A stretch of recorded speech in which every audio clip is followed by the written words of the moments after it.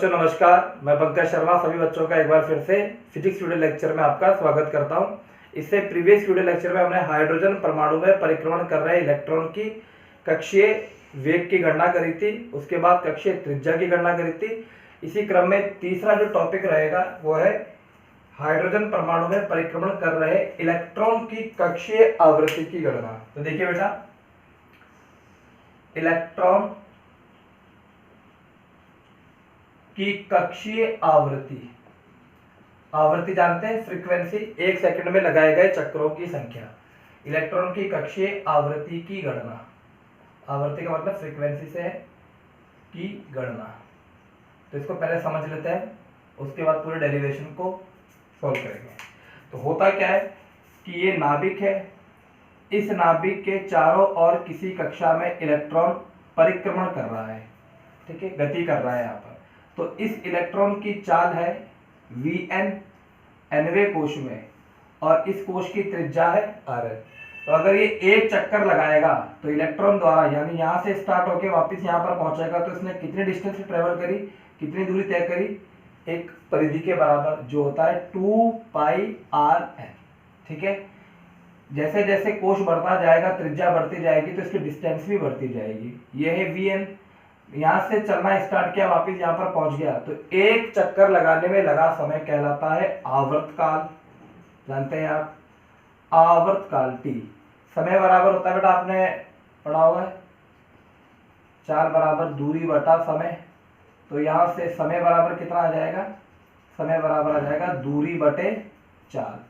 तो देखिए यहाँ पर क्या समझाना चाहता हूँ मैं आपको कि यहाँ से इलेक्ट्रॉन चलना स्टार्ट किया, वापस यहाँ पर पहुंच गया, तो इसको कितना समय लगा, इसको मान लेते हैं एक पूरा चक्कर लगाने में लगा समय कैपिटल T। तो डिस्टेंस कितनी ट्रेवल करी इसने, 2πRn, और इस वाले कोश में इसकी स्पीड कितनी है, Vn। तो आवर्तकाल आ गया T बराबर 2πRn/Vn। आवर्तकाल का उल्टा कर दिया जाता है तो आवृत्ति आती है। आवृत्ति का फॉर्मूला पता है आपको, 1/T, यानी आवर्तकाल का व्युत्क्रम, आवर्तकाल का व्युत्क्रम क्या कहलाता है, आवृत्ति। हमें क्या निकालना है, इलेक्ट्रॉन की कक्षीय आवृत्ति की गणना। तो ये फॉर्मूला यहाँ पर यूज होगा, ठीक है। अब हम Rn का मान भी जानते हैं और Vn का मान भी जानते हैं। तो यहाँ से देखोगे तो बेटा 1/T का उल्टा, यानी ये हो जाएगा Vn/2πRn। अब इसको स्टेप बाय स्टेप यहाँ पर सॉल्व करेंगे। तो देखिएगा यहाँ पर,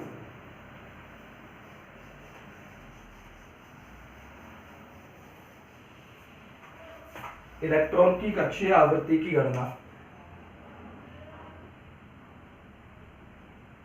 इलेक्ट्रॉन की कक्षीय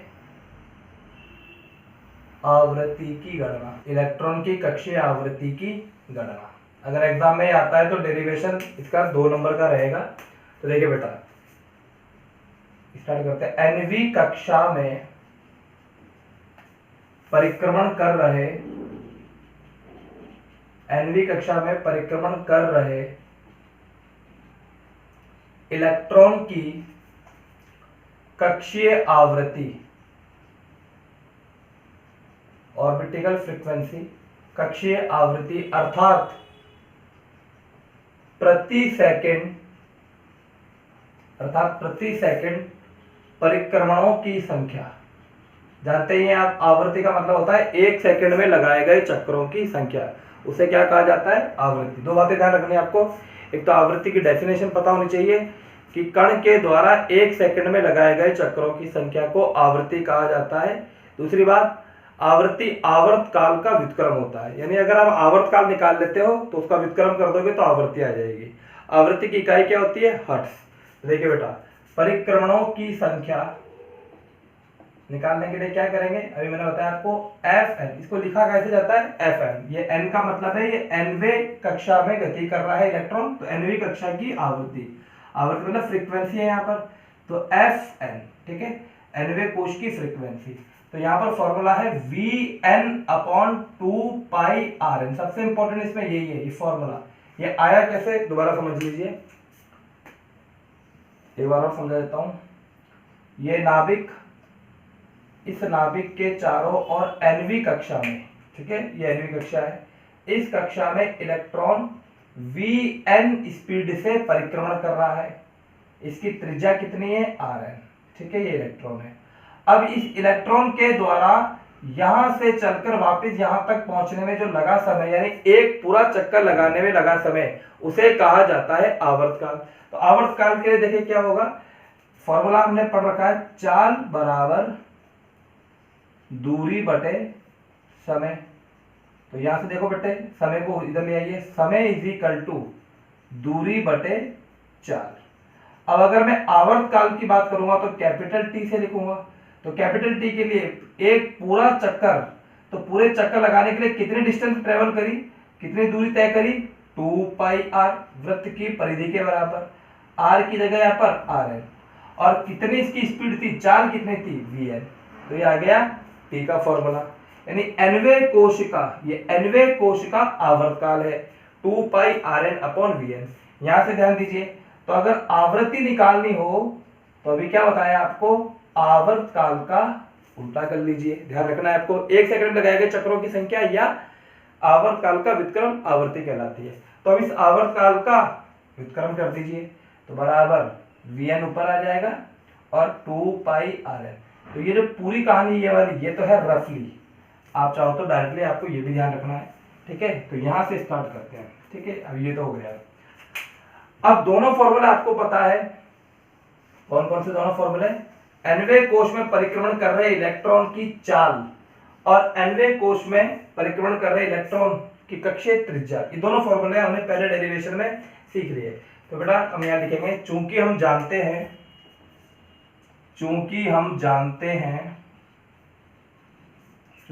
हैं कि nवीं कक्षा, चूंकि हम जानते हैं कि nवीं कक्षा में गति कर रहे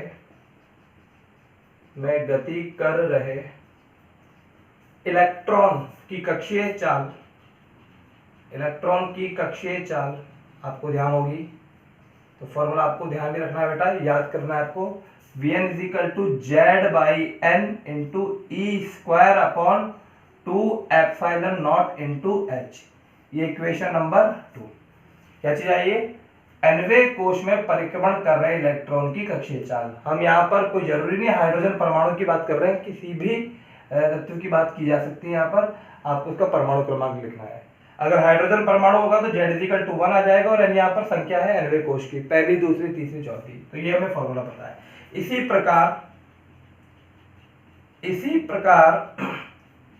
nवीं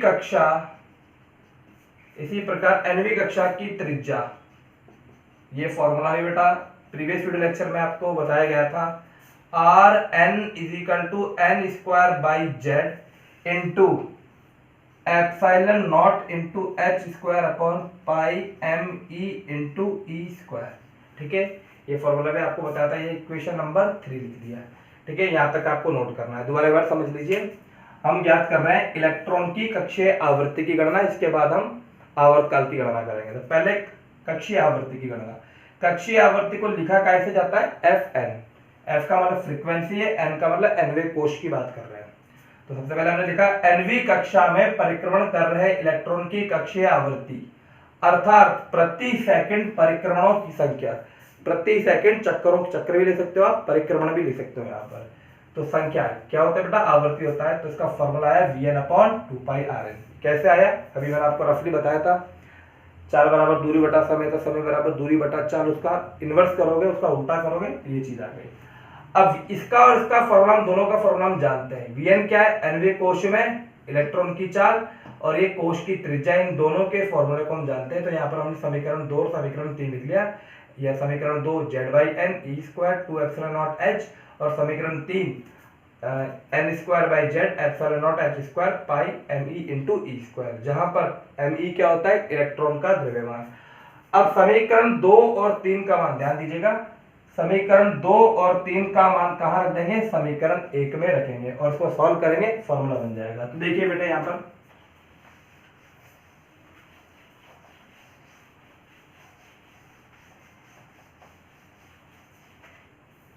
समीकरण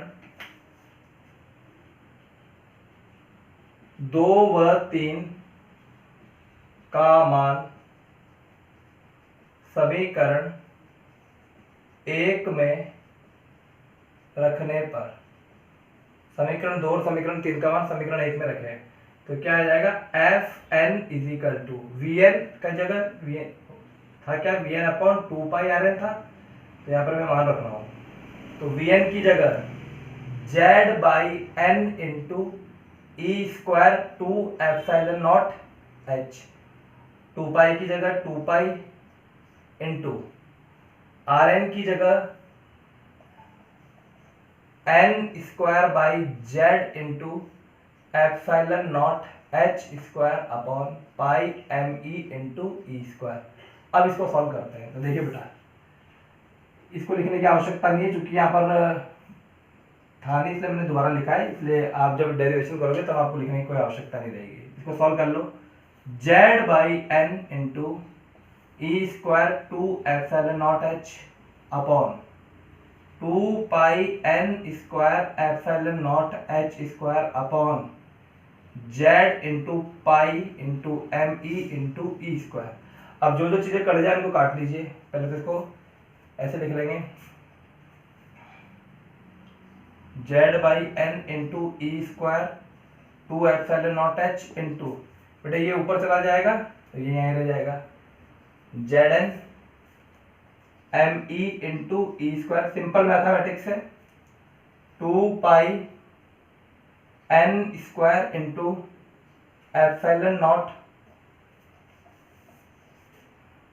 2 pi N square epsilon not into H square, ठीक है ना। एक बार चेक कर लेते हैं, जेड बाई एन की जगह Z by N E square 2 epsilon not H 2 pi N square epsilon not H square Z pi, ठीक है, Z pi M into E square, यहाँ पर पाई आएगा, जेड पाई, ठीक है। तो देखिए Z by N E square 2 epsilon not H Z pi M E into E square 2 pi N square epsilon not H square, ठीक है। अब देखिए जो जो चीजें कट जाए उनको काट लेते हैं, तो पाई से पाई कैंसिल आउट हुआ, ठीक है, और तो कोई चीज नहीं है, नहीं, Z into Z, Z square, एक एन ये रहा, एन स्क्वायर ये रहा, तो ये एन क्यूब आ जाएगा, ठीक है। अंदर क्या क्या बचेगा, ई स्क्वायर और ई स्क्वायर, तो ई की पावर 4 इंटू एम ई, नीचे देखिए 2 into 2 4 epsilon not into epsilon not, epsilon nought square H into H square, तो ये आ जाएगा एच क्यूब, ठीक है। कांस्टेंट कांस्टेंट टर्म्स को हमेशा अंदर लिखा जाएगा, और जैसे ये परमाणु क्रमांक है और कोश की संख्या है इसे वहां लिखा जाएगा, ठीक है। ये फॉर्मूला बन गया, तो फॉर्मूला क्या आया, फ्रीक्वेंसी का फॉर्मूला आ गया Z square upon N cube into E की पावर 4 एम ई अपॉन, इसको रफ नहीं करेंगे बाकी सब चीजें रफ कर लेंगे, upon 4 epsilon nought square into H cube. तो यहाँ पर फॉर्मूला दोबारा लिख लेंगे, F N is equal to Z square upon N cube E की power 4 into M E upon 4 epsilon nought square H cube. ध्यान दीजिएगा, इस फॉर्मूले को याद करने की आपको कोई आवश्यकता नहीं है, बस जो चीज आपको ध्यान रखनी है, तो वैसे निकल ही जाएगा, जो आपको ध्यान रखना है वो ये चीज ध्यान रखना है, F N proportional Z square upon N cube, ये टर्म आपको ध्यान रखनी है, यानी आवृत्ति का मान परमाणु क्रमांक के वर्ग के अनुक्रमानुपाती और कोश की संख्या के घन के, ये घन हो गया ना बेटा, क्यूब हो गया, के वित्त क्रमानुपाती होता है, ठीक है। तो ये चीज ध्यान रखनी है। अगर कई प्रश्न पूछा जाए, हाइड्रोजन परमाणु के लिए F1 अनुपात F2 अनुपात F3 ज्ञात करें, तो हाइड्रोजन परमाणु के लिए आपको F1 यानी पहले कोश की फ्रीक्वेंसी, दूसरे कोश की फ्रीक्वेंसी और तीसरे कोश की फ्रीक्वेंसी का अनुपात ज्ञात करना है। तो सॉल्यूशन देखिए बच्चों, इधर चूंकि Fn प्रोपोर्शनल है Z square upon N cube की, ये तो सब कांस्टेंट है, ये तो सभी कोश में आएगा, तो कांस्टेंट चीज तो यहां से हट जाएगी। अब H परमाणु के लिए, हाइड्रोजन परमाणु के लिए Z इज इक्वल टू कितना होता है 1, तो वापिस यहां देखेंगे तो Fn proportional 1 upon N cube आ जाएगा। अब सॉल्व कर लीजिए, F1 अनुपात F2 अनुपात F3 is equal to 1/1 cube 1/2 cube 1/3 cube. Solve कर लीजिए, 1:1/8 1/27 ये इसका आंसर है। ठीक है, सिंपल सा क्वेश्चन है। तो आपको जो ध्यान रखना है वो ये ध्यान रखना है कि आवृत्ति जो होती है वो परमाणु क्रमांक के वर्ग के अनुक्रमानुपाती और कोश की संख्या के घन के व्युत्क्रमानुपाती होती है। आइए यहां से आवर्तकाल निकालते हैं। ठीक है, इसको कर देते हैं, नोट कर लीजिएगा।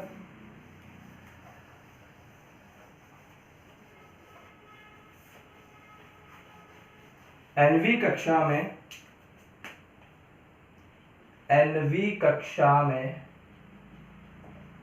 परिक्रमण कर रहे इलेक्ट्रॉन का आवर्तकाल। आपने 11th क्लास में सीखा होगा बेटा, एसएचएम करके एक चैप्टर पढ़ा होगा, सिंपल हार्मोनिक मोशन।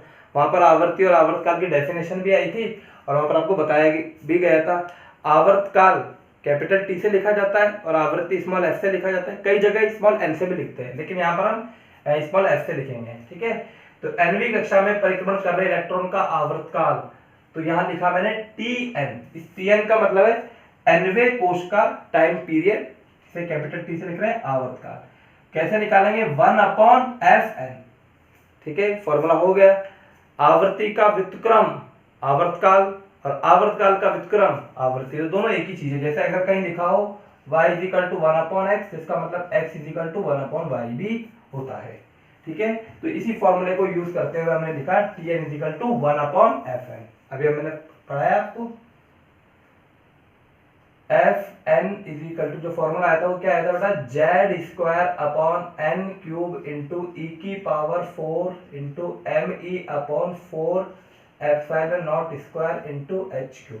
ठीक है, आप भी अगर इसको याद करोगे तो आपको भी ये याद हो जाएगा, लेकिन आपको याद करने की कोई आवश्यकता नहीं है, आप बस केवल ये ध्यान रखना। अब इसका उल्टा कर दीजिए, तो Tn = क्या हो जाएगा? इसका आपने उल्टा कर दिया, तो Tn = हो जाएगा n³/4ε02h³/e⁴me। वैसे एग्जाम में ये पूछा नहीं जाता है कि पूरा इसका फॉर्मूला क्या होगा। अगर ये आता है तो डेरिवेशन के फॉर्म में आएगा, डेरिवेशन आप खुद निकाल लोगे। Fn का फॉर्मूला आपको बता ही दिया, Vn/2πRn, उसमें केवल वैल्यू रखनी है Vn और Rn की। आगे सॉल्व करते जाएंगे, आपको ये फॉर्मूला मिल ही जाएगा। तो यहाँ से आप देखोगे तो Tn प्रोपोर्शनल क्या आ गया? n³/z²। ठीक है, ये ध्यान है तो ये भी ध्यान रहेगा। तो ये हो गया एनवे कोश में परिक्रमण कर रहे इलेक्ट्रॉन की आवर्तकाल की गणना। तो कक्षीय आवृत्ति भी निकाल ली, आवर्तकाल भी निकाल लिया। अगले इसके बाद के जो टॉपिक है उसमें हम पढ़ेंगे बेटा, नेक्स्ट टॉपिक है एनवी कक्षा में इलेक्ट्रॉन की कुल ऊर्जा की गणना। कुल ऊर्जा की गणना,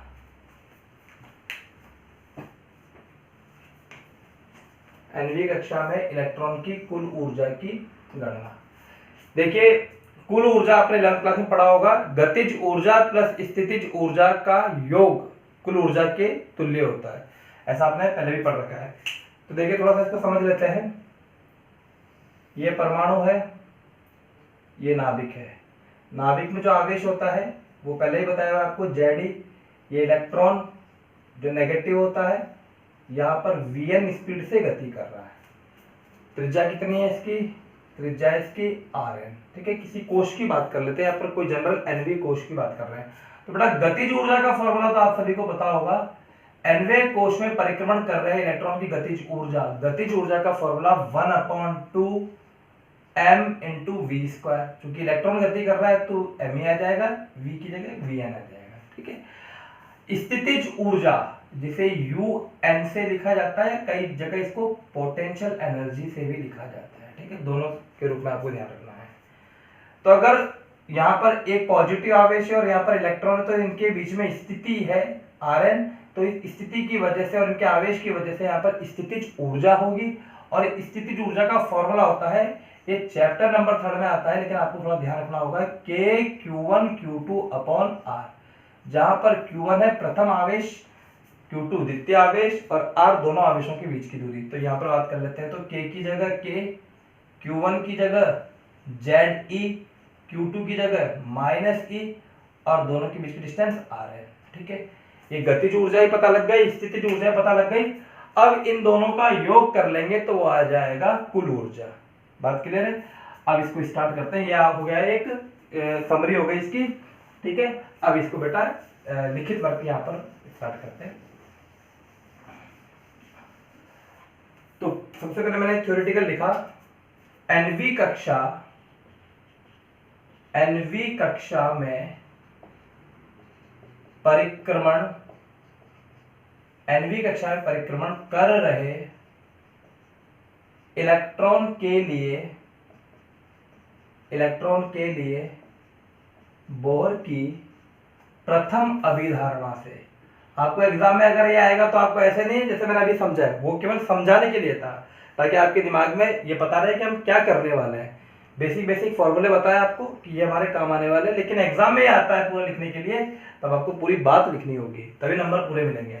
एनवी कक्षा में परिक्रमण कर रहे इलेक्ट्रॉन के लिए बोहर की प्रथम अभिधारणा से, जो फर्स्ट पोस्टुलेट है उसके अकॉर्डिंगली क्या होता है बेटा, फॉर्मूला लिखना है यहाँ पर, mv²/r k q1 q2/r²। छोटा सा डायग्राम भी बना लीजिए। ये है नाभिक, ये किसी कोश में इलेक्ट्रॉन गति कर रहा है, ये इलेक्ट्रॉन गति कर रहा है vn स्पीड से, और ये त्रिज्या है rn, ठीक है। तो यहाँ लिखा मैंने me into vn²/rn k ZE²/rn²। समझ गए होंगे ZE² कैसे आया, क्योंकि Q1 है ZE, Q2 है E। गतिज ऊर्जा के फॉर्मूले में परिमाण लिखा जाता है, ये ध्यान रखना आप, ठीक है ना। गतिज ऊर्जा कभी नेगेटिव नहीं होगी, गतिज ऊर्जा में केवल परिमाण लिखा जाता है। वहां पर स्थिति से मतलब होता है, तो स्थिति पॉजिटिव नेगेटिव आप जानते ही हैं, और ये स्थिति ऊर्जा नेगेटिव क्यों आती है इसी चैप्टर में आपको आगे बताऊंगा, इसके पीछे का रीजन क्या है, ठीक है ना। अभी आप ये ध्यान रखना कि स्थितिज ऊर्जा नेगेटिव रहेगी, गतिज ऊर्जा यहाँ पर पॉजिटिव रहेगी। एक Rn से एक Rn कैंसिल आउट हो गया, तो फॉर्मूला क्या बचा, MEVN² k ZE²/rn। बड़े ध्यान से देखिए कि दोनों तरफ मैंने क्या करा, दोनों तरफ 1/2 से गुणा कर दिया। जो काम राइट हैंड साइड कर रहे हैं वही काम, जो काम राइट हैंड साइड में हो रहा है वही काम अगर लेफ्ट हैंड साइड में होगा तो इक्वेशन बराबर रहेगी। तो बच्चों ध्यान से देखिएगा, यहाँ पर भी 1/2 से गुणा करा और यहाँ पर भी 1/2 से गुणा करा, तो क्या मिला मुझे, 1/2 MEVN² k ZE²/2RN। क्लियर है मेरी बात? 1/2 mv² है। अभी मैंने आपको फॉर्मूला बताया, किसका फॉर्मूला होता है, ये होता है काइनेटिक एनर्जी का। तो इसकी जगह में क्या लिख सकता हूं, काइनेटिक एनर्जी यानी गतिज ऊर्जा nवे कोश का। तो फॉर्मूला क्या आ गया, k ZE²/2RN। क्लियर है मेरी बात? अगर हाइड्रोजन परमाणु के nवे कोश की गतिज ऊर्जा की बात करेंगे तो कुछ नहीं, Z=1 कर लेंगे। हीलियम परमाणु की बात करेंगे तो Z=2, लिथियम परमाणु के लिए बात करेंगे तो Z=3। आपको बताइए परमाणु क्रमांक सभी का। अगर प्रथम कोश की बात करेंगे तो त्रिज्या R1 आ जाएगी, R1 की वैल्यू सभी को पता है, बोहर त्रिज्या होता है 0.53 एंगस्ट्रॉम। सेकंड की बात करेंगे तो यहाँ पर R2 आ जाएगा, R2 का भी आपको मान पता ही है, R2 हो जाएगा n² × a0, बताया गया आपको। तो 4 गुना होता है तो 0.53 × 4 टाइम्स कर देंगे। तो सब चीजें जानते हैं, k का भी मान आपको पता है, E यहाँ पर आवेश का क्वांटा है, तो सारी चीजें पता लग गई। तो किसी भी कोश की आप गतिज ऊर्जा फाइंड आउट कर सकते हो। क्या मेरी बात क्लियर है? अब यहाँ पर बात करते हैं स्थितिज ऊर्जा की, इसको नोट कर लीजिएगा बेटा। समीकरण नंबर 1 नाम दे दीजिए इसको, इक्वेशन नंबर 1, इसको भी रफ कर दूंगा मैं, ये इक्वेशन नंबर 1 हो गई, ठीक है। अब इक्वेशन नंबर 1 के आगे, नाभिक के चारों ओर, नाभिक के चारों ओर गति कर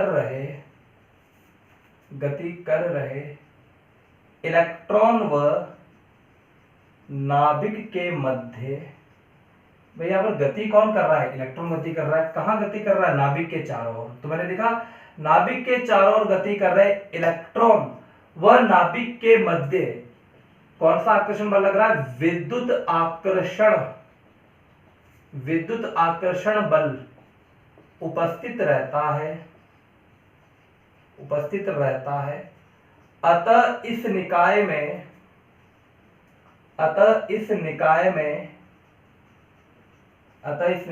क्या होगा बेटा, निकाय वाले सिस्टम में क्या होगा, दोनों के बीच में विद्युत आकर्षण बल हर समय उपस्थित रहता है। तो इस निकाय में एक एनर्जी होगी, उस एनर्जी को क्या कहेंगे, उस एनर्जी को विद्युत स्थितिज ऊर्जा कहा जाएगा। अब इस इलेक्ट्रॉन को बाहर निकालने के लिए उतनी ही एनर्जी आपको लगानी होगी, तभी इलेक्ट्रॉन बाहर निकलेगा। अतः इस निकाय में विद्युत स्थितिज ऊर्जा भी उपस्थित रहती